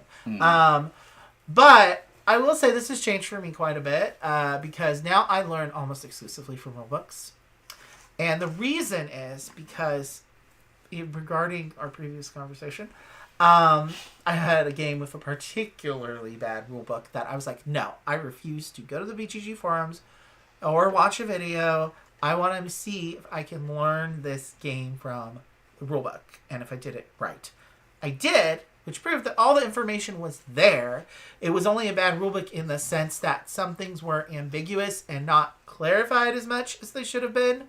But the information was there. So, like, a bad rulebook doesn't mean, like, I don't like to throw around phrases like, this game is impossible to learn from the rulebook, you know, because I think generally speaking, that's not really the case. It's just not, and that rulebook was, like, not necessarily the most poorly organized either. It was just, but it didn't have any picture examples. No picture examples. No, whisper. Whisper. You know which one I'm talking about. No. Mad Love. It's a game we love. We're talking about Stonewall Uprising, obviously. It's Pride. I don't want to be real. But that is a case where in the new edition they are going to be fixing it. So the publisher has heard the issues and is going to fix them. But I felt really bad because it's like a first-time designer, you know, too. And, you know, I felt like, you know, and I think it was a little bit about the Kickstarter being... the timeline being a little rushed. I think was a big part of it. It's just rushed. So, you know, it is what it is. But, you know, it's just like it's sort of like, you know how they say first impressions are the most important? Yeah. The rule book needs to, you know, to do that. But I will say that after that experience, forcing myself to go through that, I'm like, you know what? I can learn games just from the rule book. I do have the kinesthetic part of my learning style, though, so I need to, like, set it up. Like, I can't just... Sometimes I'm like, oh, I just want to sit there and read the rule book, which I can do, but it's really better if I have it set up and I can touch and move stuff around. Helps me a lot better in actually learning it. Because I did read straight through that whole Wayfarers of the South Tigris rule book. Do I really know how to play the game? But, I haven't actually played it yet. The thing I do like about those Shem Phillips rulebooks for Garfield games is you read them and you can understand them. They're written in a way that is very understandable, and they're very heavy games. So I think whoever writes the rulebooks has done a really magical thing about finding, like, I don't know if it's something about the reading level or the language that they use that feels particularly clear, but, like, there is art to writing a rulebook. It's hard. But that said, there's really good tutorial videos out there, and I do watch them, but more to get a feel for the game. Like, I'm not sitting there watching the video to actually learn the game really anymore. Unless, like, I did it with Spirit Island because it was especially hard. I did do it with A Feast for Odin. Their video is also a really good one. That really helps clarify some things for me. So I'll use it for, like, a really heavy game. Was it Monique and Naveen also? Yes. Oh, okay. Always Monique and Naveen. They're the best. Not that other people shouldn't do it, but know that you'll never compare. No. I wouldn't even try. I definitely think I'm only 5% joking about that one. But, you know, there's people that make other good tutorials, we're fulfilling a different niche. You know, another person who does really good tutorials, if you want just the tutorial and no fluff, is Peaky Board Gamer. He's like this Greek guy that does these really well-produced tutorials where he, like, lights different parts of the board on the screen and highlights things. It's really good. That would be nice. So, yeah, he doesn't do playthroughs. He just does the tutorial part. So if you just want a quick and dirty, he's also a really good one to check out. So, again, not just Monique and me. They're not the only ones that can do it. Just putting that out there. They both have such nice, pleasant voices. It's really good for ASMR. I do put them on in the background sometimes. I like that. And they have a little, I'm on their Patreon, and they do a Patreon only, they do their Patreon only vlogs, and, like, they have a little podcast that they do. And I, like, just put that on. I'm like, oh. Mostly Naveen. His voice is so relaxing. Monique's is kind of relaxing, too. You don't like her because you think she talks too fast. She's a fast talker. But I find her voice to be relaxing as well. She has a nice voice, though. Yeah, she's also fellow NorCaler, represent. Oh, really? And Naveen is your fellow SoCaler, also represent. SoCal. Yeah, they live in LA. So, Okay, what was the next question? So we talked about that. Read the rule book versus how to play video. Oh, snacks. Let's see what we said about snacks. The best snacks during gaming. Yes. Yes. No? Yes, definitely. And if so, snacks. which? Peanut covered M&Ms. Which I was telling you that was Jamie or Jeff. That was their answer. I think it was Jamie. No, but it's great. It's because they don't. I mean, is that the official gaming snack? Peanut M&Ms. Yeah, I would say so. I mean, unless you only like plain M&Ms. I think it's partly too like the yellow package that the M&Ms. Yeah, and I really, for some reason, I don't like snacking or eating while I'm gaming. Generally, I'll have a drink, but most of the time now it's bubbly. Like if it's a game I need to focus on at all, like if it's a party game, I'm probably gonna need some alcohol to get through that, especially if it's Cards Against Humanity. But usually, when I'm playing a game I need to focus on, like I will have something non-alcoholic. Not always, though. Depends how festive I'm feeling. Have you ever been to board gaming convention? Oh, sorry. This is where we're going to talking about the convention. Okay, so board gaming snack. I think our answers are mostly the same. No, the one like we're trying to stay away from candy right now, so to hopefully I need to lose weight. But I did discover some new candies. One of which is it's called. They're Smarties, but it's Smarties ropes or something. Sweet tarts. That's what they're called. They have a little tangy filling in the middle. They're really good, and everybody I've done, brought it to, they like it. But then I tried another one, and I thought you would love it. Cause they were the nerds-covered gummies? They were weird texture. He didn't like it. I thought they were really I'm usually not like one of those people that's like, oh, that was a weird texture. But those were especially because the nerds were kind of popping. I almost felt like Pop Rocks in my mouth. And then it's like moving around. It's not quite staying still. You can't grip it properly. It's like rolling around between your teeth. I was like, this is weird. You have to admit, flavor-wise, that was a good flavor. I love nerds. I love any fruity candy. But would you say, okay, so I need your perspective on this, actually. When I'm gaming, how do you think I am about snacks? You don't really, actually, he likes to eat candy, but you don't usually snack that much while we're playing games. In fact, a lot of times, if there's food, and he will wait till the end and then consume it afterwards. So you don't really. It's true because I am more focused on the game. I usually have a drink. I think that is more necessary. I agree. Yeah. It's just. But what would you say the percentage of alcoholic to non-alcoholic is my drinking beverage intake? Mostly non-alcoholic. Really? Sometimes. Okay, because I was thinking no, my alcoholic ass is really diluted or something. No, most of the time it's just bubbly. Or something that. I think you're right. Unless we're playing a party game, or unless we're at my niece's, so then the vodka's flowing. Did you even have any last night? Yeah. Oh, I didn't see. Because I didn't make the drinks. You must have. Yeah, I had a couple. Okay, good. So, again, like I said, if it's a festive feeling board game night, then I'll drink alcohol. But it's just the two of us. Much. Unless it's after dinner and, I'm already getting into the drink. I think if it's, obviously if it's during the day and stuff, I do. It's just bubbly. And sometimes not even that if we're playing a game. So, not always. We always have them on stream, though. You do need them. I'm trying to get him to drink more water, also. Gosh, It's part of why I'm saying this. But he still loves his peanut M&Ms. I always keeps them on hand for him. They are good. It's a great candy. You can have peanut M&Ms. It doesn't really count as candy. There's nuts in them. And nuts are good for your memory loss. Your cognitive function. I better eat more of them. We're trying to get him on the cognitive function diet because he's had COVID twice and dementia runs in his family, so he's having some memory issues, poor thing.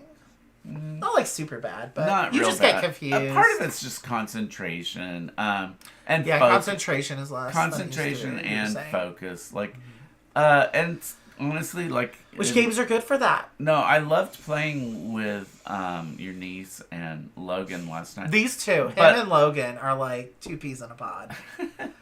Because Logan is like one of those people that's constantly talking out everything that's going on in his brain. So it's like he's a funny little man. He's a funny little man. I think my he's funny little man. Yeah, he's funny. But yeah. But what I was gonna say is sometimes you'll probably see them in a short. I don't necessarily That's what I'm saying is like I'll play the game, but I don't always give it 100%. Sometimes I'm only willing to give 70 or 80%. Yeah, it's like my sister. One of my sisters said, wait, there's a saying. I'll give it my sum. The sum of its parts? No, it's like the expression is. I'll give it my all. sum. Some people say, "I'll give it my all." I see. No, I'll give it my sum. At least you give it something. Yeah, that's more than certain people. And it varies from time to time. Sometimes I'm more intent on playing. Okay, cons. Okay, we were going to talk about cons. Let's see what we said here. No, not yet. Not yet. I'm really hopeful that we can go to one in San Francisco or something. Or maybe even there's Dice Tower West in Las Vegas. One of those, just something closer because travel costs are quite exorbitant these days. So that's a barrier. But I think we're at the point where that's definitely something we would really consider doing just for the networking and also to play games with, other content creators. That would be fun. Real hopeful maybe for Labor Day or something. We'll be able to go to a semi-local one in San Francisco or something. Sure. Because there's a lot usually happen around that time of year. So, this was before we knew RageCon was a thing. So before we met John, obviously. Because we'd already been doing the channel for, I think, almost a year before we met Sean. Mm-hmm. At least. If not more. Actually, I think it was more. It was like a year and a half before. So this is 3 years we've been on? No, it's only 2. So it couldn't, no. Wait, maybe it has been 3. Yeah, I think it's been 3. No, it's only been 2 years.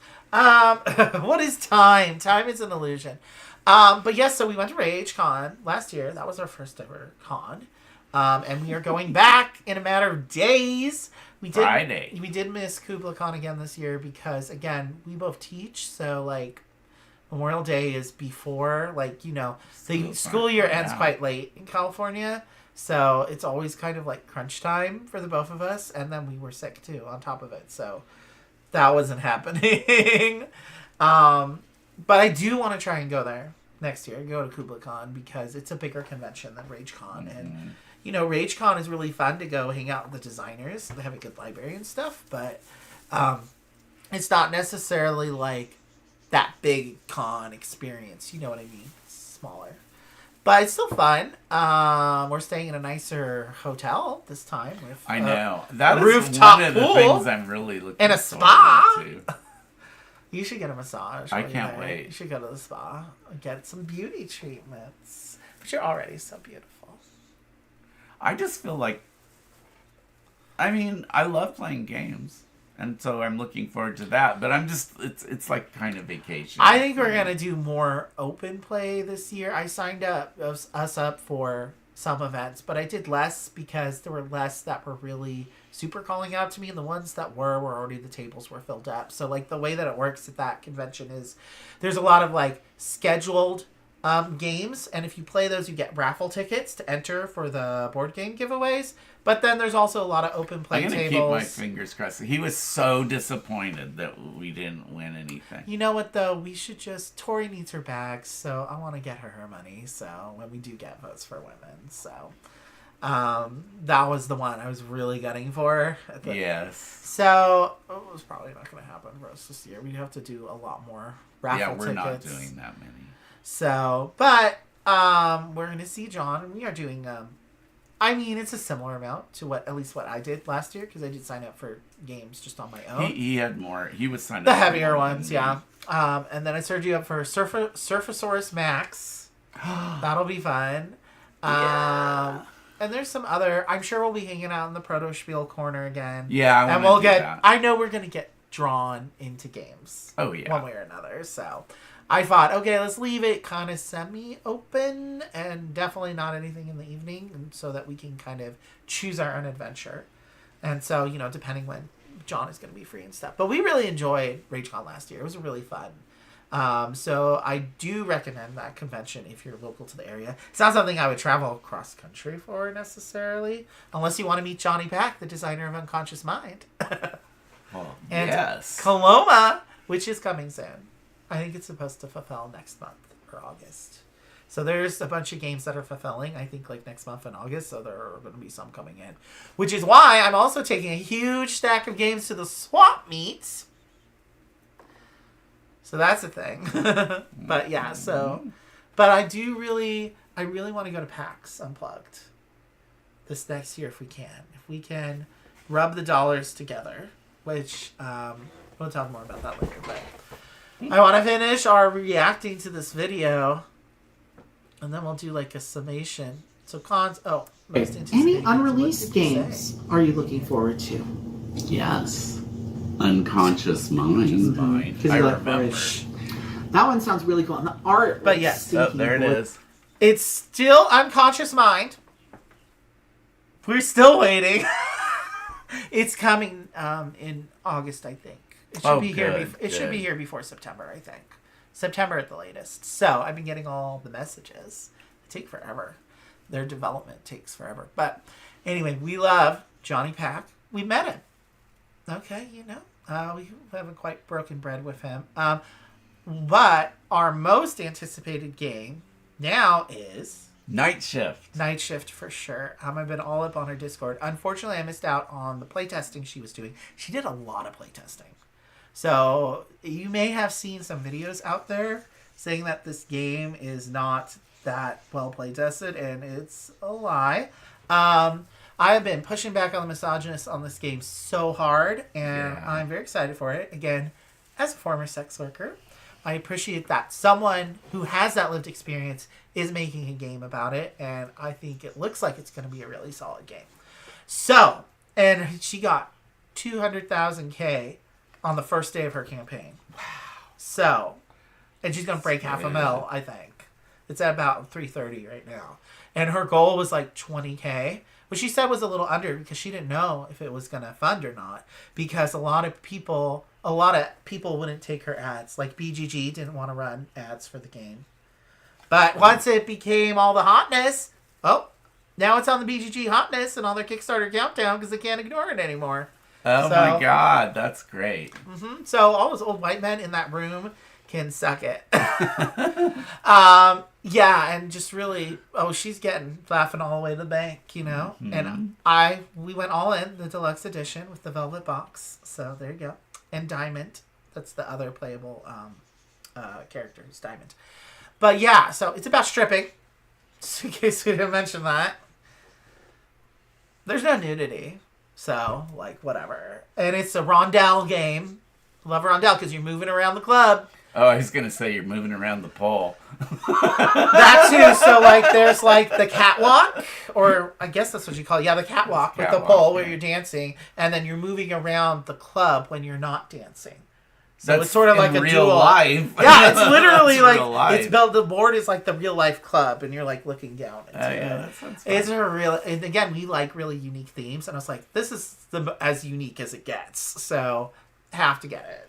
And so I've really been I'm trying to be a really huge champion for that game. I really wish that I'd got my act together and we could have covered it for the Kickstarter, because it would have been better. She sent this copy to this guy who just trashed it. And there's no playthroughs of it. And so I really regret that. But then when I joined your Discord, I felt a little weird about it. I still feel weird about it, reaching out to publishers. And I really need to get over that. And just because if I had reached out when I first joined your Discord, we could have covered it. Oh, well. So we're definitely covering it when it arrives. Oh, yeah. And I'm going to ask her once the campaign is over, hey, if anyone sends any copies back to you, or did you just, send them out and say, hey, you can keep it? Because definitely want to cover that one. But, yeah, I just need to reach out to more people because I'm the one that does all the research, obviously. He doesn't even watch board game content, really. No, you'll watch MS for Meeple. Yeah. You'll watch Foster the Meeple if I put And I'll them watch on. Foster the Meeple, too. Yeah. What other board game content creators do you watch? I mean, when you've had Monique and Naveen on. Okay, what? But of your own volition. Like Oh, on none your of own it. Hardly at all. Except for Emma's for me. Oh, because you watch them whenever their videos launch. You are always the first to comment. So, because they're our sister channel and we love them. Hi, Mitch and Morgan. Still waiting on that collab, but you know, we love you still. It was really fun doing the collabs. Yeah, it was really fun. We really enjoyed those. But we'll talk a little bit more about that later. But yeah, I just want to get for the rest of this. And still Unconscious Mind. Yeah, also. we're still excited about it, actually. We're just ready for it to be here already. I know. Then we had a margarita break. Sadly, we don't have margaritas right now, so Oh, let me have man, the original we do video. need a margarita break. Oh my god, let's go watch this bit where we do the margarita break. I think that shit's funny. So we had to take a little margarita break because of technical difficulties. So this may or may not be the third time we're reshooting this segment of the video. Let's just be real. The struggle is real. That's right. What is your favorite thing about the board This game? is back when you were doing the live. Well, I just love how... Jumping. Oh, I was cutting hard. in this one. Yeah. I was still new. I am still a fan of a hard jump cut, but I was especially like in this one. That's probably like my main criticism of it. Board and you know, gaming. and my feeling is like now that we're doing these live streams, there isn't really that much that if you were editing, there isn't very much I would cut anyway. It's fine. Oh, there's stuff We I would say cut, but you know, dead air, you know, whatever. A good philosophy. I'm trying to learn to just let the tape run more. Mm-hmm. So editing because it would make the process much quicker and I could get more videos out. But anyway, community is there, and it's already there. I don't have to go looking for it. You know, it's like having a wall plug. You're looking everywhere for some electricity. It helps when you have a shared interest, yes, but you could say that about plenty of other hobbies, right? You know, So what do I like best about gaming? the board gaming hobby specifically, yeah. It's like art, like going to an art museum or watching a movie, or you pointed out reading a book. Each game is its own unique work of art. And but you it's get to play it and right, then it's talk like about it active afterwards. art you can interact with, which is really cool because you're engaged with other people in an activity that also stimulates your imagination, right? Mm-hmm. Overall, it's really pretty good and diverse. The amount of game content is. It's just like I'm overwhelmed by it. It's like, wow. I finally got him to finally look through the top 100 on BGG, and he kind of went down a rabbit hole, and he's like, and I've been saying to you over and over, there's thousands of games out there, and there's 1,000 games released every year, but it finally hit him. Like a ton of bricks. You know, because you go to game stores and like they tend to have a lot of the same games, but I'm realizing it's that margin. Even if they have 6 or 12 games that are different, you're gonna go and who knows what you're gonna find. We was the last place, and it was like, oh, you were real surprised to see they had something. Viking Hobby, which is here in Sac. It's in Carmichael, I believe. Tiny little hole-in-the-wall place. And I was like, I felt that our selection was more curated than a lot of places. Even... Okay, so we got a little off the rails on that one. But, your favorite thing about the board gaming hobby? I thought that was a nice little soapbox we got on there. And would you say that your thoughts have changed? I can't read that. I have the subtitles on, so... and it's too far away from me. Like, literally, Okay. if it's not like this close, then I won't be able to read it. So, what would you say your favorite thing, as of this moment, is your favorite thing about the board gaming hobby? Well, it'd be you, but that's my favorite thing. But after that, I would just say it's very collegial, and people have really, like, I think that the content creators are really working overtime to, like, be supportive of one another and to, like, I be do like helpful. the community. I think that It's is the very thing nice. that has kept us going, because we have had some struggles.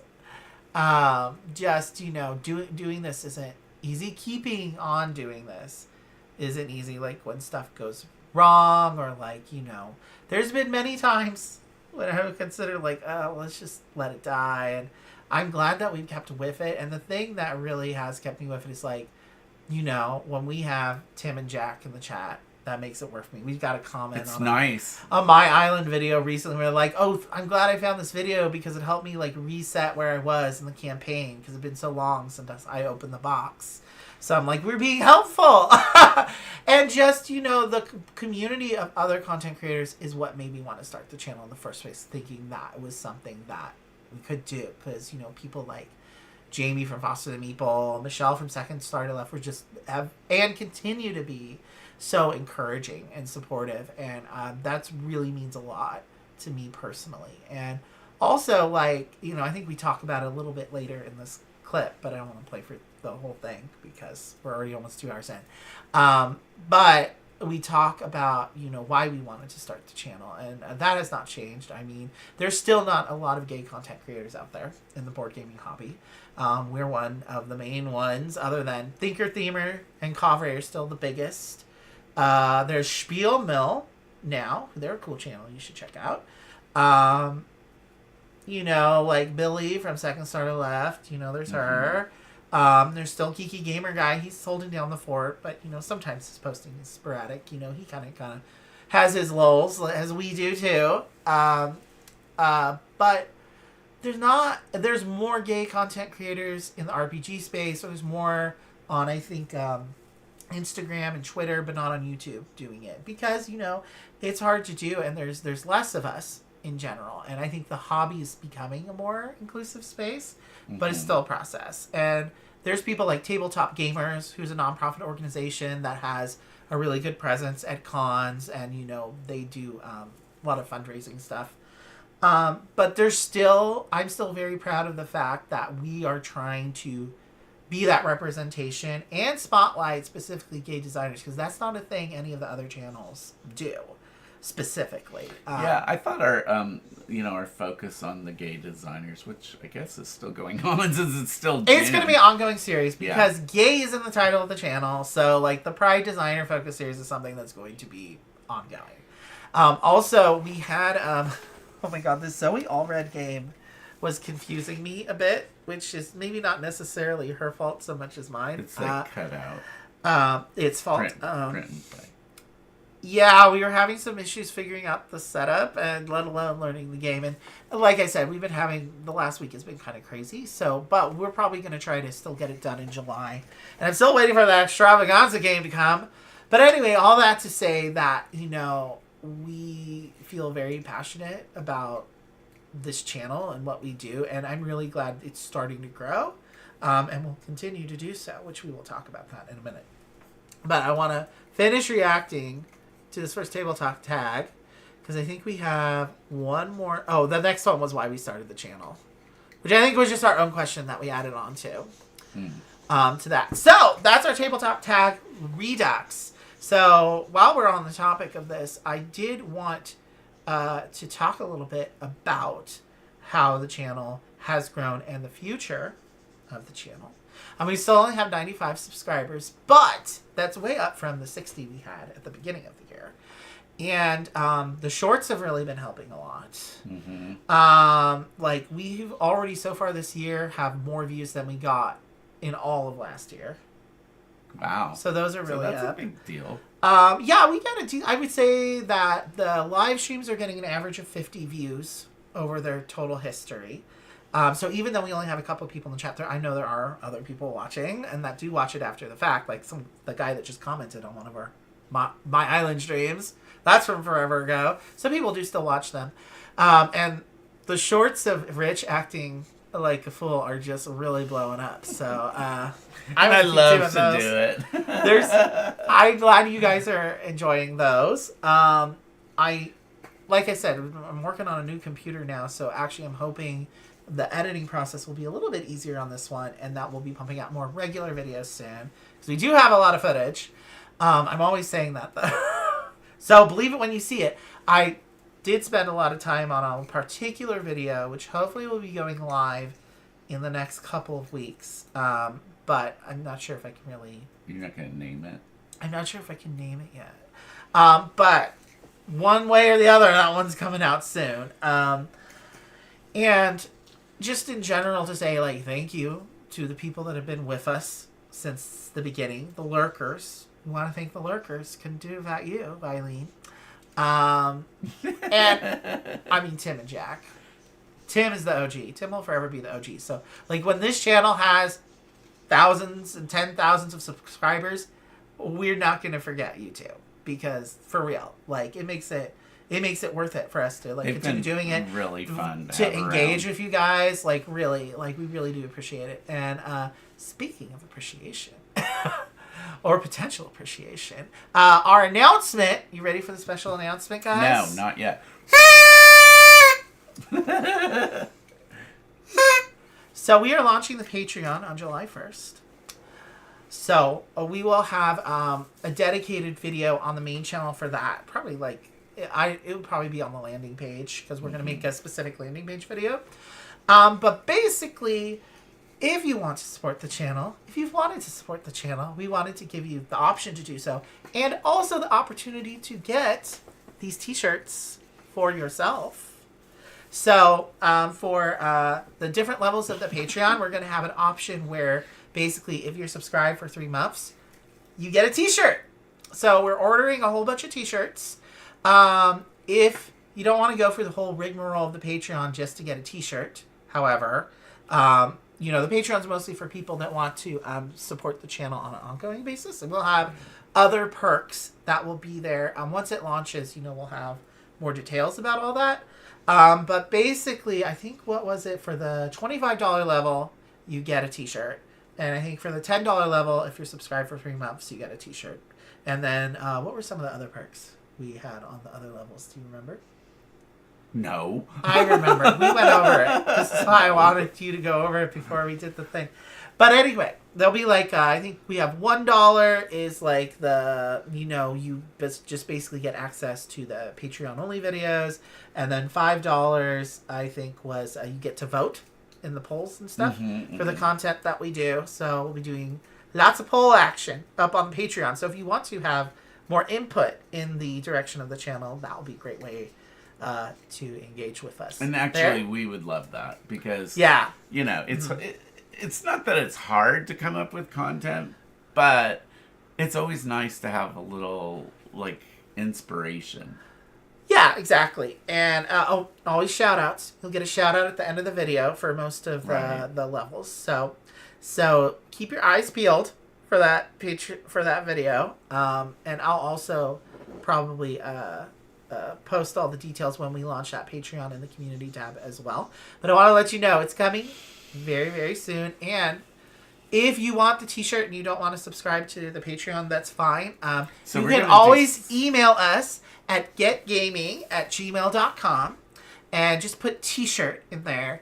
And that way we'll know, because we're trying to figure out how many T-shirts to order. And we'll do some in black, but we were also thinking like some, it looks good with pink. Yeah, I think some pink ones would be fun. Yeah, so, I mean, that would be one thing you could say, because we're going to order. I think those look the best. The black really makes the So what I think I'm going to do, the pink looks nice with it. So for the people, depending on, you know, how many people join the Patreon, if any, we'll see. I'll probably, one of the first polls I'll do will be about the T-shirts, like what color they'll be in that people want. So if you want to have input on that, definitely you can subscribe for $5. But again, no pressure, obviously, to do that. We just want to put it out there to see if it's a way that, you know, the channel could bring in a little bit of extra cash. It's always helpful. But even... Which just literally, some of it would just go for solving some of these technical issues. The new camera. Equipment that is like, I have to buy a new laptop, but I'm going to use my own money to do that. So it's really just to keep coming to you and keep the... Right, and to continue improving, you know. So, keep it going. Again, if you want to support the channel in that way, of course, it's always greatly appreciated. And we want to give you lots of perks, you know, in return for that. But, you know, again, just engaging in the chat, liking the videos, subscribing is already, you know, also a great way to support the channel for free. Yes. And tell all your friends to subscribe to the channel and jump in the chat with us. Definitely. And, you know, again, we just appreciate, you know, you guys watching. So, that is, I think, all for today. We may try to stream tomorrow. No one's in the chat right now. No one's watching. I don't even know if people can see it right now. Well, we have to try watching it. But we will. Yeah, we will have to see. We'll see what. It's my first time streaming on the new computer, so bear with me. Who knows? We will be doing some stuff from RageCon. So I think we're just going to do our next live stream will be from RageCon, which it's going to be look a little bit different because it's probably just going to be from my phone. I'm going to put it on the tripod, and then we're just going to live stream from the hotel room. And hopefully we can drag John into it with us. Oh, yeah. But we'll also be posting shorts, so you might see a bunch of shorts just being randomly posted throughout the day on Friday, Saturday, Sunday from RageCon. And we're going to try to milk that content stone for every bit that it's worth. But thank you guys for watching. I hope that you guys were able to hear and see the video sharing that I was doing. Let's just see what's gonna be. If not, that's cool too. You know, hopefully you were able to have some fun with us. And again, happy Pride. Remember, be gay. Do crime. Oh, should we talk about this? Nothing. This is something we should talk about. So, do you want to talk about the genesis of our little tags? So the intro, right? You know, Get Gaming. How did we come up with the intro for the channel? Because what were some of the ones we thought about? I was trying to copy Jamie and trying to do, it's a channel about board gaming things. But then I'm like, no. We can't have board gaming things. Or he's stealing too much from them. So then I thought, we're gamers with a Y. But we don't want it to just be for gamers with a Y, you know? Gamers with or without a Y. Right, which is supposed to be a double entendre because that means both men, women, and intersex people. Because you don't have to have any chromosomes. At least any Ys. You need to have some chromosomes. You're going to have some chromosomes. You could be a double X. You could be a triple X. So that was that. And then our ending, we tried to think of a bunch of different endings. We still do I still stole from Jamie if you like what you see. I just like keep that. I like keeping that. Well, that's just, yeah. Well, it's an homage. But then the next part, we were trying to figure out like an outro that was kind of like cute and funny. And I thought of that meme, be gay, do crime. And then we added... frolic in a field. Don't get caught. That's no, right. You wanted we for a second. Yeah. Because I was like making that joke to another content creator and like, you mean frolic in a field? Because they don't like the whole be gay, do crime. Feels too aggro. I was not comfortable with it at first until he was like, nobody's ever said anything, so I'm gonna keep on doing it until like whatever. I do kind of frolic in a field is cute though. I like frolicking in a field. So be gay, frolic in a field, and be really gay. No, see, be gay, do crime. So be gay, do crime, don't get caught, and get gay men together. I feel like that works better because like it's more back and forth. So because be gay, frolic in a field. Then what do I say? Don't get. Don't get rabies. That's what I was saying. Or don't get Lyme disease is even a better one for that because I don't know. No, I like our original one. You like the original one, the doing crime. Here's another thing: if you join the Patreon, we could do a poll and you could vote on a new outro tag. There's a thought. There you go. Yeah, so there's going to be lots of stuff going down on the Patreon. So over the years. You should definitely, when that Patreon launches, you should definitely subscribe. So, Anyway, that'll be coming July 1st, which is the day we come back from RageCon. It is. The day after we come back from RageCon. Yeah. So, we will have a dedicated video about that, and we will post it in Community tab. So, be gay, do crime. Don't get caught. Remember did we mention? Appreciate your I don't know if you mentioned. Foil. This is still the original foil from our original Pride-iversary video. Which maybe next year we should do a retrospective on that one. That would be funny. I kind of like my head just kind of popping out. It's from so behind colorful. It makes is. such a good background because it's reflective. I know, so we gotta get... It made us really pop. This year, because of all the BS that was going on with Target last year and people going around cowards. and I don't even blame Target because they're probably really just looking out for their employees. But there were people they have that security guards. No, but there were people like accosting Target employees over that stuff. True. Not here in California. And it was just, that's why I'm kind of surprised they didn't do it. But there wasn't. It was a really company-wide hard. decision. We ended up getting this at So what affected one state, they just didn't want to. We got this at the dollar store, guys. Dollar Tree. It was the Dollar Tree. So they're still supporting gay rights. So there you go. Shop at Dollar Tree. So hopefully next year we'll be able to have even better decorations for Pride. Yeah, I think we did okay. I like this garland. I do like this garland. We should maybe consider keeping it up there. Sure. I'm okay with that. Maybe not the sign. The sign's still too reflective, and there's not much I can do. Yeah, about that. the sign. I'd have to tilt it like the. Oh, that it looks like Ride. Yeah, sometimes. Oh, baby, I want a ride sheet right here.